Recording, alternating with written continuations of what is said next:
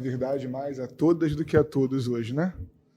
Que as nossas primeiras palavras possam ser, assim, de gratidão a Deus, que está nos dando a oportunidade, mais uma vez, de estarmos no Centro Espírita e estudando de alguma forma dizemos, porque é claro que a cada dia estudamos melhor, mas estudando desde já, de alguma forma, a doutrina espírita, pela qual, com certeza, a gente enxerga hoje de maneira bastante diferente a vida do que há algum tempo atrás.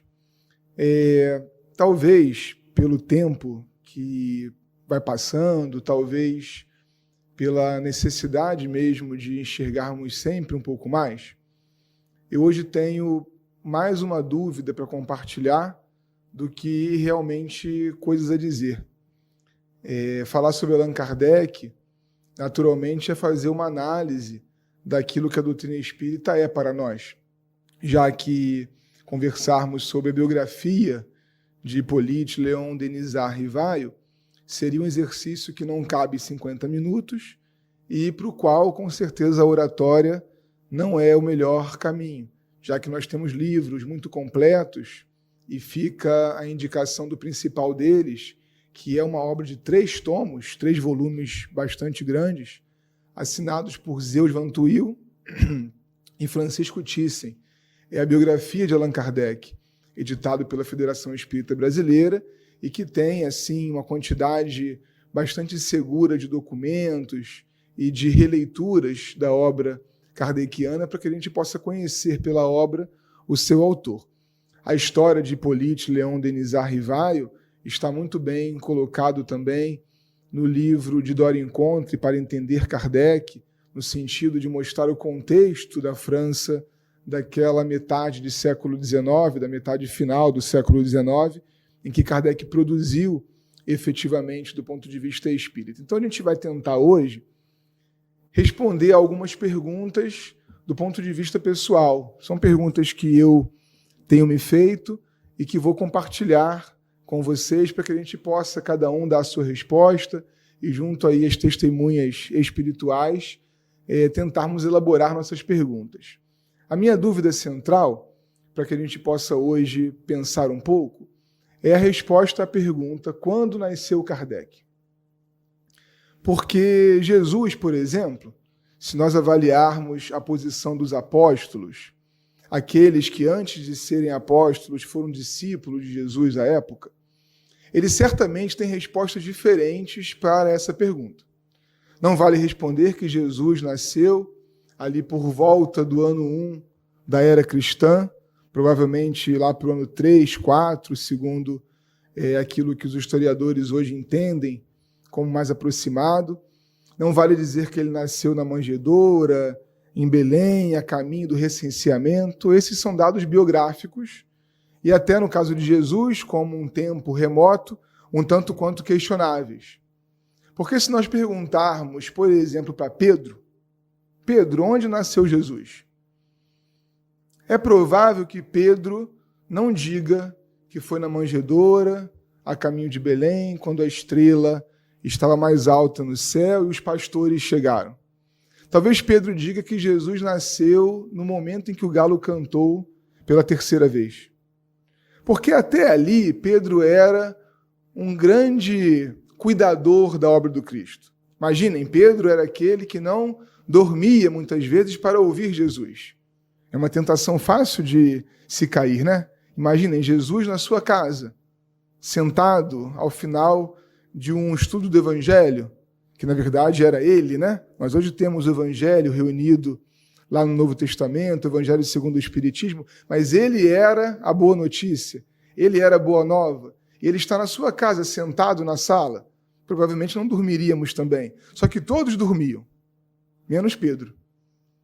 Pedro guardava, por exemplo, com muita atenção e cuidado, os recursos que se juntavam para que Jesus pudesse caminhar e levar a palavra. Pedro amava tanto a Jesus que quando o soldado veio prendê-lo, ele desembaiou a espada e cortou a orelha do irmão. Não há dúvidas de que Pedro tinha um cuidado, um carinho, uma atenção, podemos dizer, um amor pelo mestre. De um ponto de vista, digamos assim, teórico, Pedro sabia tudo.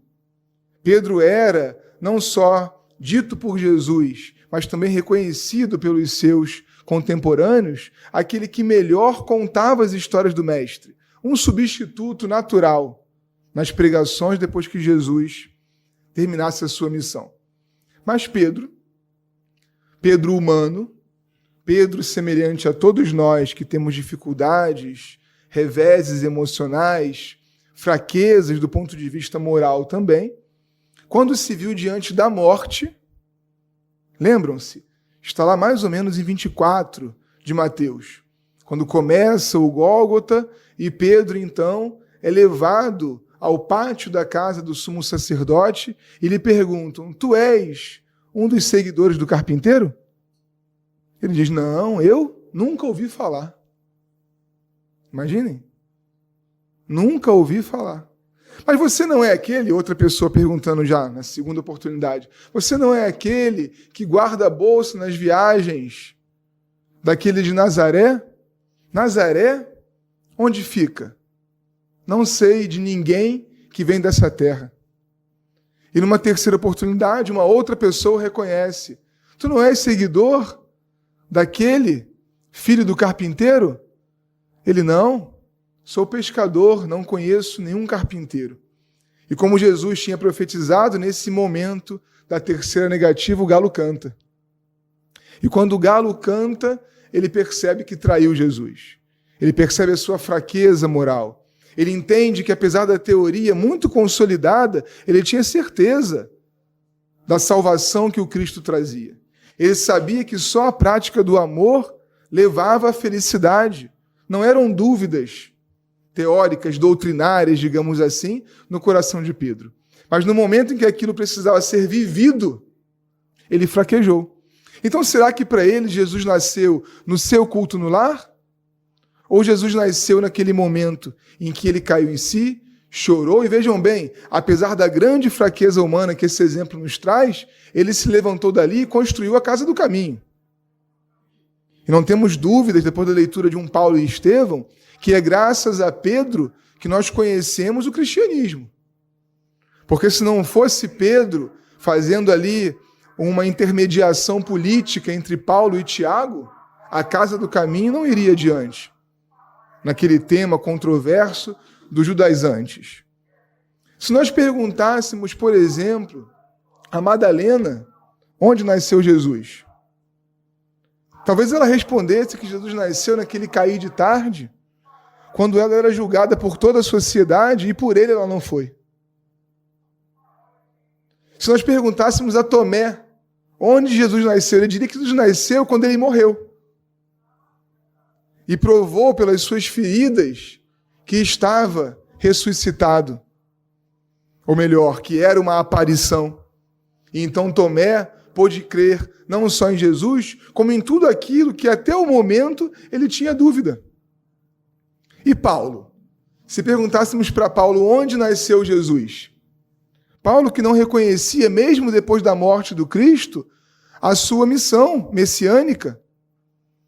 Paulo, como judeu e como defensor da lei, porque era candidato ao sinédrio na vaga de Gamaliel, ele não entendia Jesus como alguém especial que trazia uma nova doutrina, mas como mais um profeta, como é um entendimento comum junto aos judeus até hoje. Certamente Paulo diria que foi na estrada de Damasco que Jesus nasceu. Quando apareceu para ele de um modo luminoso a ponto de cegá-lo. Se nós perguntássemos para Barnabé, naquele diálogo tão emocionante, descrito em Atos dos Apóstolos, mas com mais riqueza ainda de detalhes em Paulo e Estevão por Emmanuel, quando ele recebe Paulo, naquela condição ainda de Saulo de Tarso, chegando cego, e tem a oportunidade de colocar-lhe as mãos, ministrar um passe na sua vista, e ele volta então a ver. E Barnabé diz: hoje Jesus operou por mim, hoje eu sou cristão.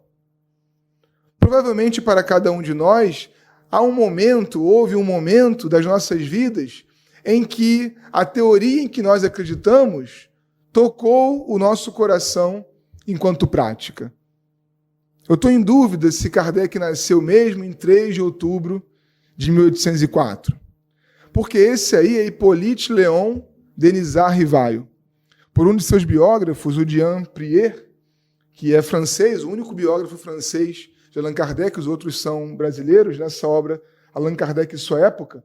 Jean Prieur escreveu esse livro com 100 anos, um centenário francês que pôde, portanto, conhecer a geração seguinte da de Kardec e recolher muitos documentos manuscritos interessantes colocados aqui nessa obra.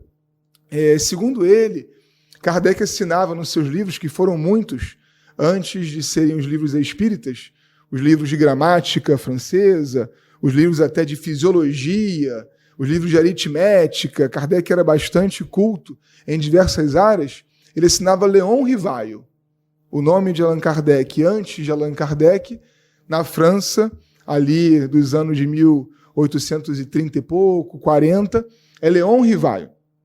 Então, Léon Rivaio nasce em 3 de outubro de 1804.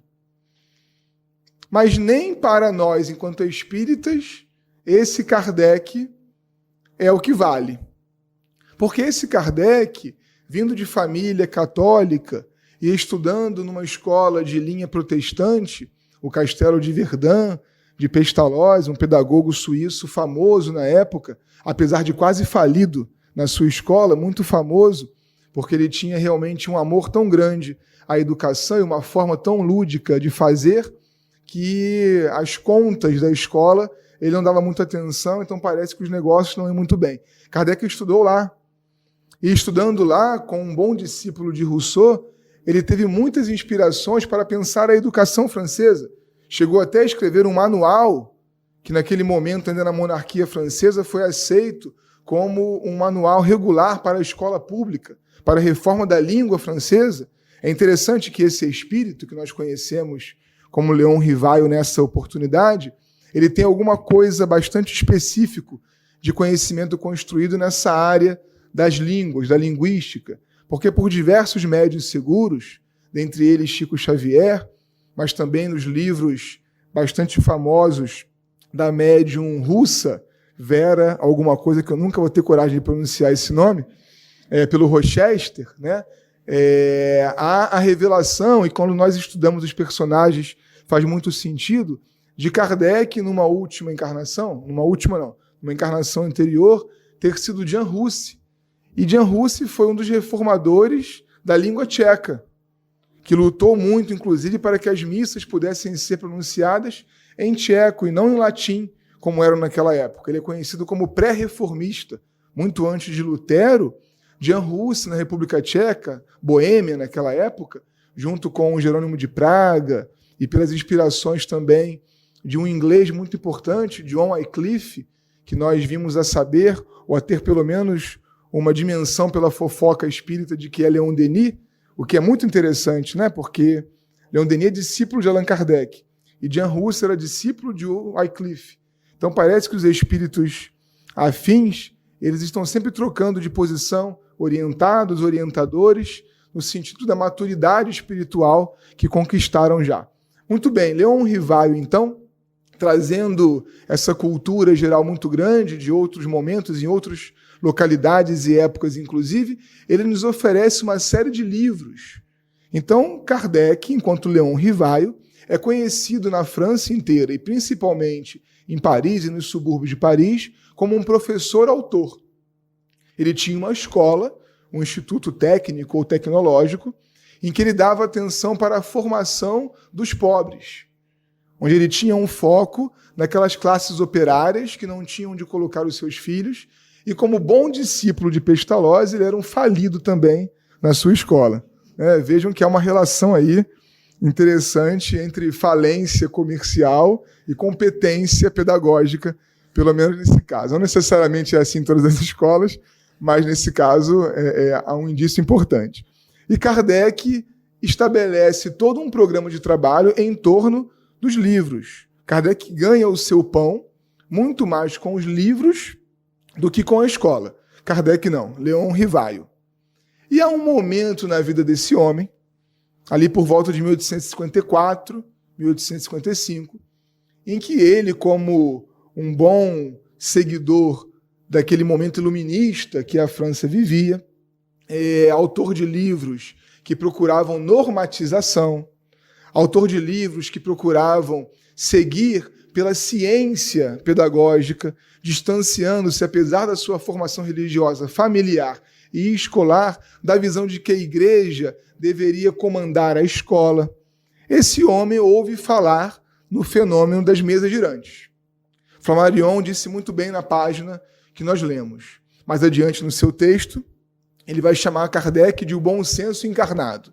E o bom senso encarnado, numa estação de trem, ouve de um amigo seu, magnetizador, assim como ele, Kardec, também estudante do magnetismo, que haviam mesas que estavam se movimentando. Mesas que giravam, subiam, desciam, batiam com os pés, de modo voluntário, seguindo um movimento sempre inteligente, aparentemente, mas sem nenhum tipo de contato com um ser humano. E Kardec, como uma mente de um século positivista, ele vai dizer para o senhor Fortier: até me provarem que as mesas têm nervos para sentir ou cérebro para pensar, essa será mais uma história da carochinha. Alguma outra expressão idiomática francesa ele usou, que os seus tradutores chamaram, para nós entendermos bem no português, de história da carochinha, para boi dormir, alguma coisa assim.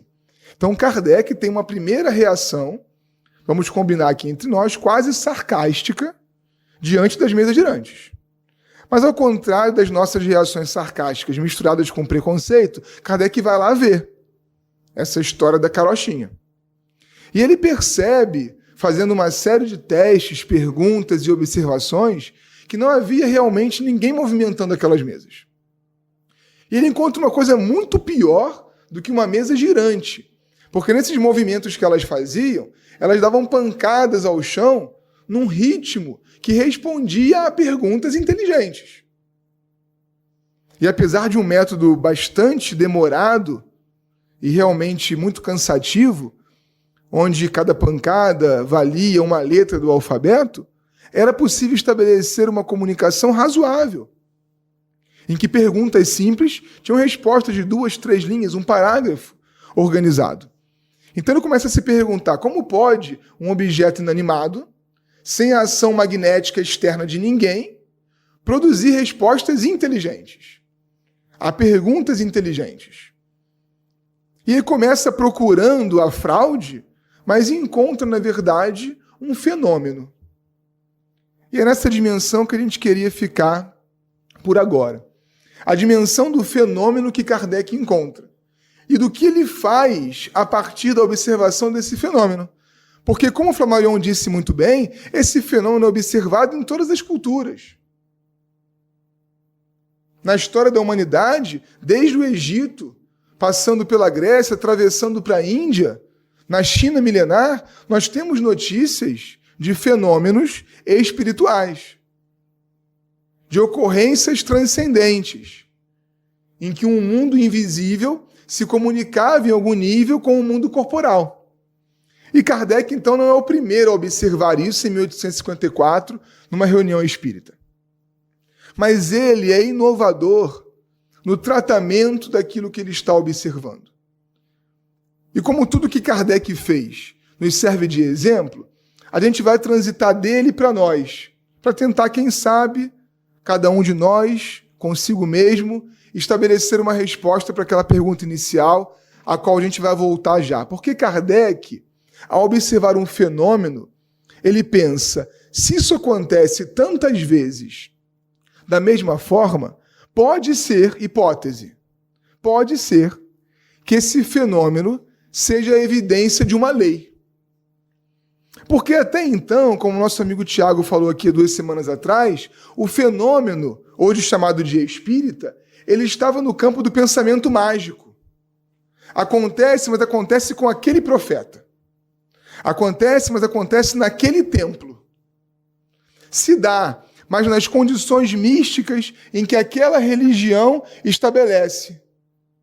Então não era possível dar uma cientificidade ao fenômeno, porque ele acontece ao seu modo e dentro do escopo daquela religião ou daquela seita. Kardec começa a procurar a ocorrência de uma lei na expressão daquele fenômeno. E ele acha. A lei que ele acha é a da existência dos espíritos. Jean Prieur, de maneira inovadora também, esse seu biógrafo, diz que Kardec funda a espiritologia. Uma palavra que no português a gente não está muito acostumado. E que é importante demais para recuperarmos Leon Rivaio na primeira reunião espírita, na segunda, na terceira, na 10ª, até receber aqueles 50 cadernos dos seus 4 amigos que faziam reuniões já há alguns anos e que tinham muitas respostas de perguntas formuladas na ocorrência daquelas reuniões. Até chegar esse momento, Leon Rivaio, o pedagogo, o autor, o gramático francês, ele vai às reuniões procurando indício de lei no fenômeno. Coisa que nem sempre a gente está atento a fazer. Às vezes estamos tão desatentos que quando a criança nos pergunta, mas por que o céu é azul? Parece que é a primeira vez na nossa história espiritual, em tantas encarnações, que a gente precisa pensar no porquê que o raio do sol chega aqui. E por que está quente aqui e lá está frio. Nós vivemos um automatismo, em grande parte porque a igreja, nenhum de nós aqui escapou da visão obscurantista que a Igreja Católica Apostólica Romana estabeleceu na Terra. Não só não escapamos, como provavelmente alguns de nós, produzimos obscurantismo no meio da igreja.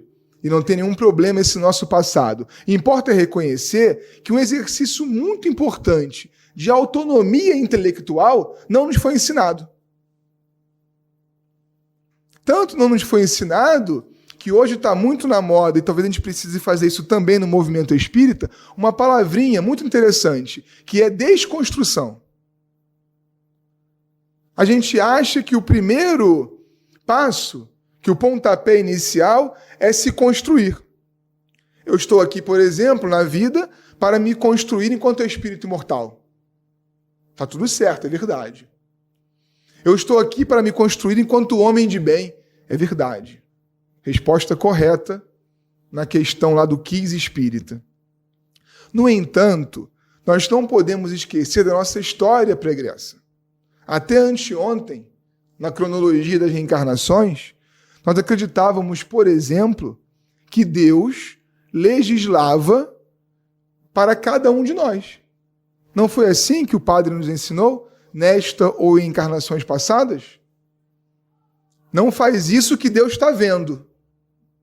Olha lá, hein? É pecado.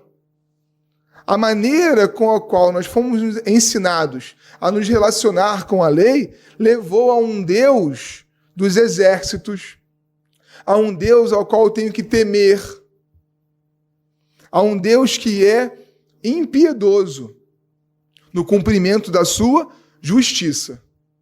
E sem querer, nós inclusive educamos nossas crianças repetindo o que esse suposto Deus faz conosco, ameaçando, estabelecendo punição,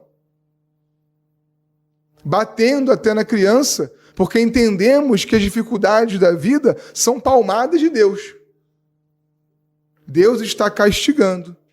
E se não fizer dentro de um protocolo adequado que a religião ensinou, vai inclusive para um lugar específico para quem faz o mal, é o inferno. E nesse lugar não tem negociação, você nem sai de lá, ele é eterno. Esse é o peso da teologia a qual nós fomos filiados, não foi por décadas, não. Por séculos. Dependendo da história espiritual de cada um de nós, na casa dos milênios. Então nós precisamos, antes de nos construir espíritas, desconstruirmos algumas coisas que estão em nós. E precisamos tanto desconstruir que esse livro aqui, escrito por um francês, então distante da maneira brasileira de interpretar o espiritismo, nos mostra um Kardec cientista, ao qual nem sempre nós fomos apresentados. Um Kardec que está buscando a lei por trás do fenômeno. Será que eu busco a lei por trás do fenômeno? Ou eu só quero que o meu parente desencarnado dê uma notícia? Eu busco a lei por trás do fenômeno ou eu quero tomar um passe para ficar melhor? Eu busco a lei por trás do fenômeno ou eu vou levar minha garrafinha para casa, aquela água vai durar a semana inteira e a vida vai ser boa? Eu busco a lei por trás do fenômeno ou eu vou fazer o meu culto no lar para a minha casa ficar protegida? Essa é uma visão, por exemplo, muito comum entre nós. Outro dia eu vi isso na internet. Uma postagem qualquer, a pessoa dizia, numa tirinha, na verdade, um espírito desencarnado, com uma aura acinzentada, ele vinha tentar perturbar um lar. E ele encontrava um espírito de luz na porta que dizia, aqui não, eles fazem o culto do lar. É interessante o quadrinho como estímulo a fazer o culto no lar. Mas é uma mentira esse quadrinho. Uma mentira bem contada. Porque pode fazer parecer que eu abri o Evangelho segundo o Espiritismo, ler o homem de bem, comentá-lo com os meus familiares e fazer uma oração, a minha casa está protegida. Mesmo que eu veja no dia seguinte RJTV. Não dá. É praticamente impossível conciliar a televisão no RJTV com o guia espiritual. Estou brincando com a questão da televisão, e cada um de nós faz a sua reflexão, o seu programa, não tem nenhum problema, mas aquilo que a gente dá de qualidade mental à nossa vida ao longo da semana vai valer muito mais do que o Evangelho no lar. Se eu consigo manter a harmonia conquistada naquele momento ao longo de 7 dias da semana, com certeza não só o meu lar, como eu, porque o lar nem existe, né, gente? Numa boa visão denisiana, a matéria não tem existência real. A matéria é uma ilusão. Então, o que é a casa protegida? Na verdade, é o meu coração rico de virtudes, de sentimentos conquistados no bem, e as companhias espirituais consequentes a esse sentimento. Não é o culto do Evangelho no lar, ou o estudo, porque até na palavra culto já tem problema, né, Paulinho? Das nossas reencarnações aí do passado. Mas não é na maneira como a gente faz uma coisa que está a virtude. Aliás, Jesus, como boa desconstrução, nos fala o seguinte, o reino dos céus, que é onde nós estamos protegidos, né? A felicidade suprema, os sentimentos mais bem consolidados no bem. O reino dos céus não vem com aparências exteriores. Não vai acontecer nada do lado de fora que dê para a gente um indício de que o reino dos céus chegou. Porque isso é uma coisa de dentro. É uma construção interna. Então, comemorar 3 de outubro de 1804, que foi anteontem, não faz muito sentido. A gente está aqui na 4ª reunião da Casa Espírita e eu estou dizendo que essa reunião não faz sentido. Trabalhar esse tema em 3 de outubro de 1804 como data comemorativa, Kardec chegou, também é uma mentira bem contada. Porque não foi Kardec que chegou ali, foi Leon Rivaio. E esse Leon Rivaio que chegou em 1804 morreu. E é preciso que se estude isso como inspiração também. Em 18 de abril de 1857. Vocês imaginam que alguém que vivia dos livros tinha uma vida de classe média em Paris, do século XIX, como autor de livros clássicos, livros adotados em escola. Ele vivia disso. Ele não só para de escrever, ele não só fecha a escola, como ele passa a assinar um outro nome. Ele mata Leon Rivaio para fazer nascer Allan Kardec. E com o lançamento do Livro dos Espíritos, em 18 de abril de 1857, nós então temos o início daquilo que entendemos como literatura espírita. Não que nada do que aconteceu até ali, em termos de fenômenos transcendentes, não valham. E tem muita coisa muito importante a ser estudada. Mas ninguém sistematizou. Ninguém pegou o fenômeno, anteviu a lei e desenvolveu as equações para apresentar aquela lei. Quem fez isso foi Allan Kardec. E Allan Kardec o faz estabelecendo um método. É outro sinal de ciência. Outro alerta para a gente, para o Leon Rivai, o cientista, transformado agora em Allan Kardec. Ele estabeleceu um método e falou, não adianta só os espíritos se comunicarem. É preciso saber se aquilo que eles comunicam transmite uma verdade. Olha as palavras de Kardec sobre isso. Nunca formulei teorias pré-concebidas. Isso é importante, né, gente? Porque a gente adora uma teoria pré-concebida. A gente já vai disposto a acreditar. E aí qualquer história da carochinha nos convence. Quando Kardec faz o contrário. Nunca formulei teorias pré-concebidas. Observava atentamente, comprovava, deduzia as consequências. Dos efeitos, procurava encontrar as causas, por dedução e pelo encadeamento lógico dos fatos, não admitindo nunca por válida uma explicação, senão quando resolvia todas as dificuldades da questão. Procedimento este que sempre utilizei também em meus trabalhos anteriores, desde os meus 25 anos. Então, Allan Kardec não é um rompimento com Leon Rivai. Allan Kardec é uma continuidade de um método já exercitado numa outra área e que agora vai ser aplicado aos estudos da comunicação dos espíritos. E qual é o método que Kardec funda nesse momento? O controle universal do ensino dos espíritos.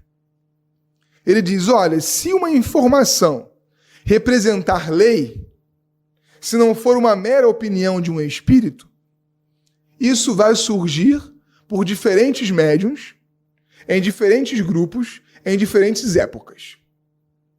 Complicando um pouco a nossa vida imediatista de querer uma resposta pronta e rápida, em diferentes épocas. De maneira que, inclusive, a doutrina espírita, ela não é encerrada com Allan Kardec. O Elton falou bem disso na semana passada. Ela é aberta por Allan Kardec.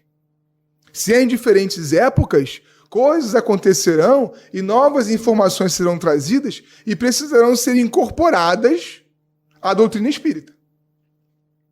Mas para que essa incorporação seja feita de maneira lúcida, é preciso que se conheça bem a base. E qual é a base que Kardec consegue comprovar? Ele estabeleceu o seu método e entendeu que a imortalidade dos espíritos é uma lei. Ninguém morre. Mais do que isso, esses que não morreram e estão no chamado mundo espírita se comunicam livremente com o mundo visível. Leis que não são de Allan Kardec, que não são leis do espiritismo, são leis de Deus. Desenhadas, equacionadas pela doutrina espírita e por outras filosofias, de outras formas, em outros tempos. Assim como cientistas no campo da física, da química, da biologia, descobriram fenômenos e depreenderam dali leis que também são de Deus, a doutrina espírita o fez, através de Allan Kardec. Através dos métodos de Allan Kardec, que não se dobrava, como ele mesmo disse aqui, até que todas as dificuldades da questão fossem resolvidas. Lá na biografia citada de Zé Vantu e Francisco Thyssen, há uma pesquisa muito bem feita, isso escandaliza alguns, infelizmente, em papéis e manuscritos de Kardec, uma pesquisa que vale a pena conhecer, que fica bem evidente a resistência do codificador ao conceito de reencarnação. Imaginem. Kardec pessoalmente não gostava da ideia, mas isso não importa, porque a obra é impessoal. E muitos espíritos diziam que reencarnação existia, mas não para todo mundo. E não em todos os momentos. É interessante conhecer, por exemplo, a visão que veio logo depois da teosofia sobre reencarnação. Para ficar didático isso, de como pode ser uma outra visão da reencarnação. Vale a pena conhecer a visão teosófica e logosófica também da reencarnação, nosso tempo não vai permitir. E Kardec colocou a reencarnação na gaveta. Ele encostou a informação. Até que outras comunicações, por outros médiuns, em outros grupos, em outros anos, trouxesse a visão da reencarnação como lei e resolvesse de forma lógica para ele a ideia. E ainda assim, gente, Kardec chama a reencarnação de dogma. Sabe por quê? Porque ele não foi lá e comprovou. Ian Stevenson fez isso nos Estados Unidos. Se colocarmos no Google Ian Stevenson 20 casos sugestivos de reencarnação, se lermos o trabalho de Hernani Guimarães Andrade, Reencarnação no Brasil, ou Reencarnações no Brasil, há métodos hoje utilizados pelas ciências psicológicas em que fica evidente, pelas ideias inatas de certas crianças, a reencarnação. Kardec não teve tempo de fazer isso. Então ele não chamou de conceito, ele chamou de dogma. É um ponto de fé, de doutrina, que será ainda corroborado pela ciência. Então Kardec tem uma visão legitimamente científica. O que não tira absolutamente o caráter moral religioso da doutrina espírita. Em Viagem Espírita, Kardec reconhece, aliás, pela primeira vez, ele reconhece, tudo bem, podem chamar espiritismo de religião, porque até ali ele resistia duramente à ideia do espiritismo como uma religião. Porque o que é religião na história antropológica da gente? É uma coisa que tem ritual, sacramento, liturgia, sacerdote, e não tem nada disso num centro espírita. Num centro espírita. Não tem. Porque nós temos exatamente uma origem que é da observação do fenômeno para depreendermos uma lei. Não pode acontecer só comigo. Não pode acontecer só ali. Tem que ser uma lei. E ler Allan Kardec é perceber como que o Espiritismo apresenta a lei de Deus, porque é isso. O Espiritismo é uma forma de apresentar a lei natural. E a maneira como nós encaramos o mundo e as suas leis combinam com a forma de Kardec de enxergar. Porque tudo bem se não combinar, né?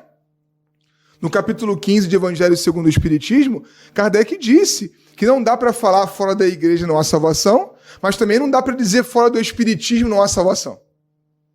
E quando vai explicar, ele fala de maneira muito revolucionária que o Espiritismo não pode dizer fora do Espiritismo não há salvação, porque o Espiritismo não tem a verdade. Olha só. Ele está organizando uma doutrina, uma filosofia, que se propõe a dar respostas às perguntas da humanidade de todos os tempos, e ele fala francamente, mas olha, o Espiritismo não tem a verdade. E quantas vezes nós, espíritas, queremos ter a verdade? Não combina, sabe? Estudar o Espiritismo, da maneira como Kardec nos apresenta, não é buscar ter a verdade. Ao contrário, é buscar novas perguntas. Por isso a brincadeira do início. Nós estamos satisfeitos com a informação 3 de outubro de 1804, porque ela está errada. Estamos satisfeitos com a informação 18 de abril de 57, porque ela pode estar certa ou não. Depende muito da perspectiva pela qual eu adotei o Espiritismo para mim. Será que eu me lembro de fazer os exercícios de desconstrução? Estava conversando com um amigo outro dia, pela internet, ele é pastor. E ele estava dizendo, Saulo, por que será que nós falamos Deus, nosso Pai? Por que não pode ser Deus, nossa mãe? Por que será? E não tem outra resposta a não ser a nossa história machista. Porque, na verdade, se nem existe sexo, essas polarizações são temporárias, duram só o tempo da reencarnação, e o espírito não tem sexo. Como que Deus, que nem espírito é pai? Ele é pai e mãe, ou não é nem pai nem mãe? Mas quase sempre isso foi utilizado pela igreja. Deus é pai porque padre é homem. Percebe? E a mulher não serve para ser a palavra de Deus na terra? Porque a mulher nem alma tem.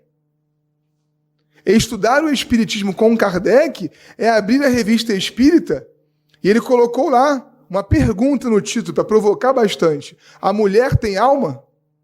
E ele descasca o machismo nesse artigo, mostrando como que o Espiritismo é necessariamente uma filosofia que busca a equidade.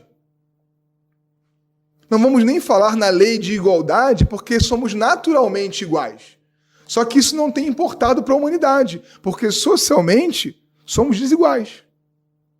E o Espiritismo, independente de questões políticas e religiosas, o Espiritismo busca a equidade.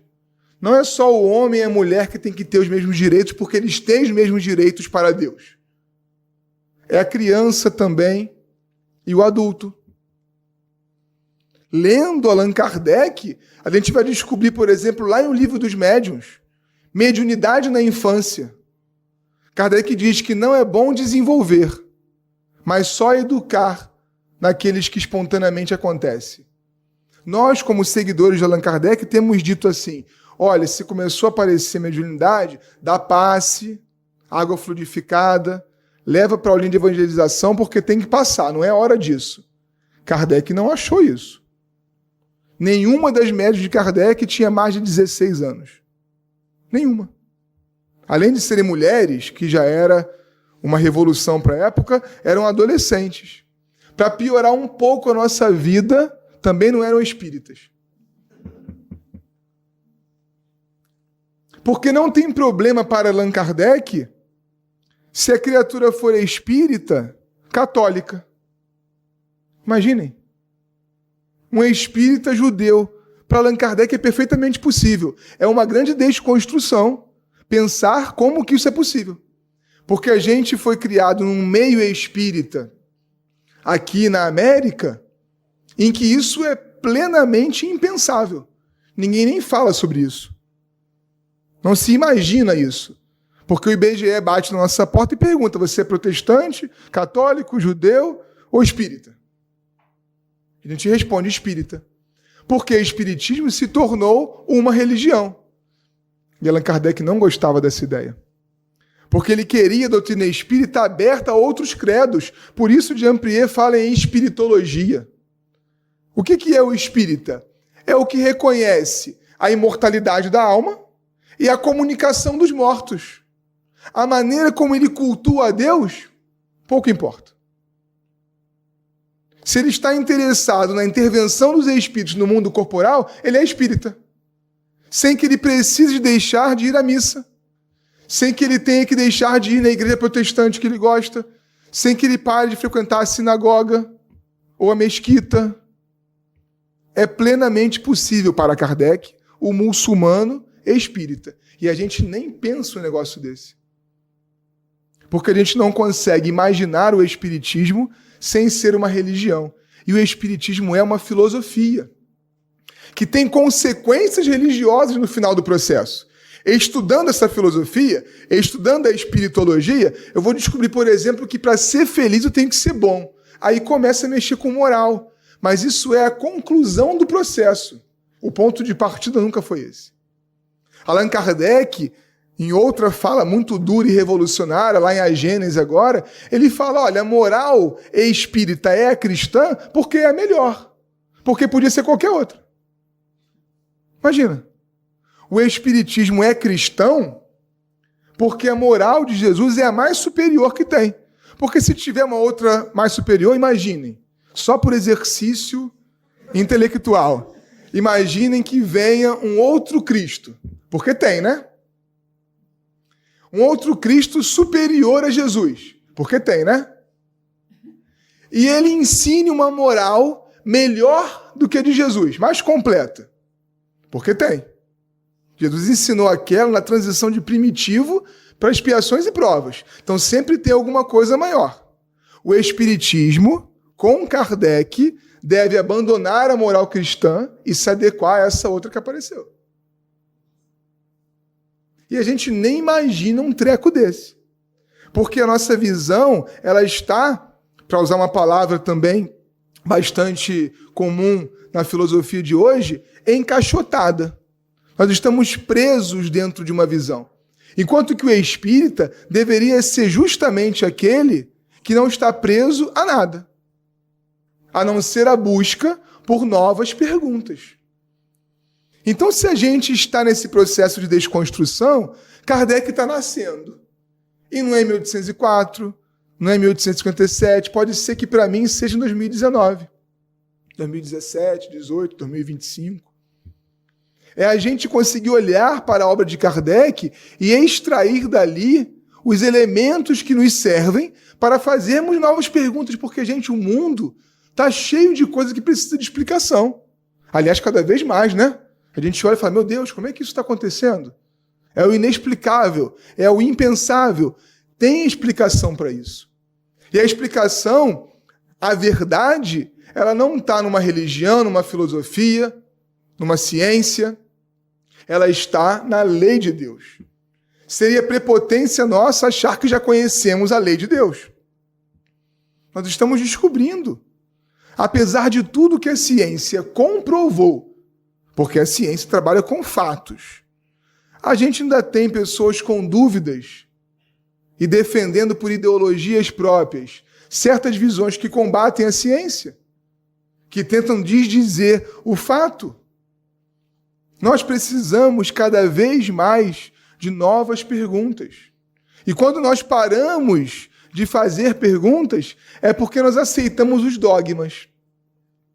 Kardec, ele não parou de fazer perguntas, ele morreu. Percebe? E até desencarnar, ele se fazia novas perguntas. Como o Flammarion falou, ele estava procurando a redação de um livro das relações sobre magnetismo e espiritismo, que ele chamava de ciências irmãs. Infelizmente, Kardec não pôde continuar esse livro.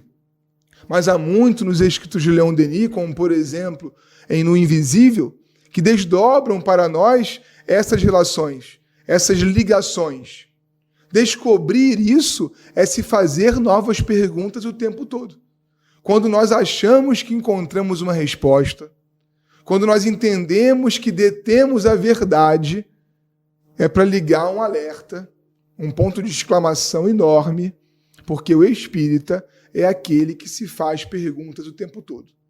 A gente não precisa ter um laboratório no centro espírita, necessariamente, pode ter, mas necessariamente para poder se dizer ciência espírita. A gente não precisa necessariamente estudar a filosofia clássica para fazer filosofia na doutrina espírita. Mas nós precisamos olhar para os textos, para as comunicações dos espíritos, para os livros que nos chegam com a perspectiva filosófica e científica. Aliás, a perspectiva é científica mesmo. Porque Allan Kardec, não tendo teorias pré-concebidas, ele estava só buscando. É um buscador. Porque mesmo a filosofia parte muitas vezes de hipóteses pré-concebidas. Aqui não. A filosofia espírita, até ela, é consequência da ciência. É consequência da observação dos fatos. Então que a gente possa, como bons seguidores de Kardec, me parece que ele não ficaria muito feliz se a gente ficasse falando da pessoa dele, porque ele matou a pessoa dele. Ele matou Leon Rivard e colocou um nome qualquer. O que foi aí numa outra encarnação? Allan Kardec, bota aí, Allan Kardec.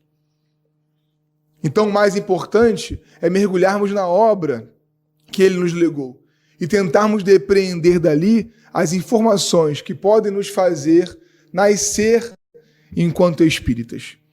Como nunca é tarde, que a gente possa, mesmo que a partir daqui, a partir de hoje, a partir de uma releitura, enxergarmos um Kardec que está nascendo o tempo todo. Um Kardec que escreveu um livro com algumas perguntas, escreveu um outro com mais perguntas, e reeditou, e o tempo todo renovou a maneira de olhar. Que a gente possa se abrir para renovar a maneira de olhar, desconstruir aquilo que passou e olhar a maneira como a doutrina espírita nos oferece a vida hoje. A doutrina espírita é um óculos, na verdade.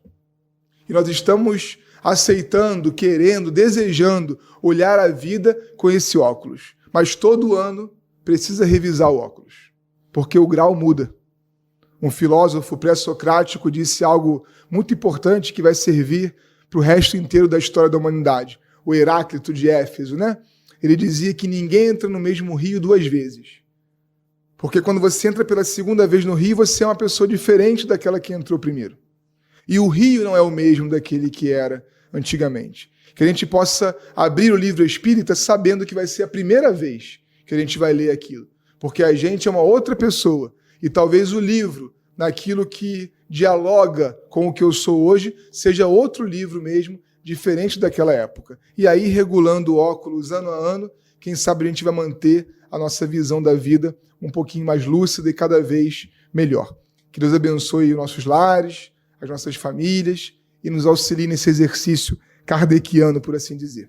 Graças a Deus.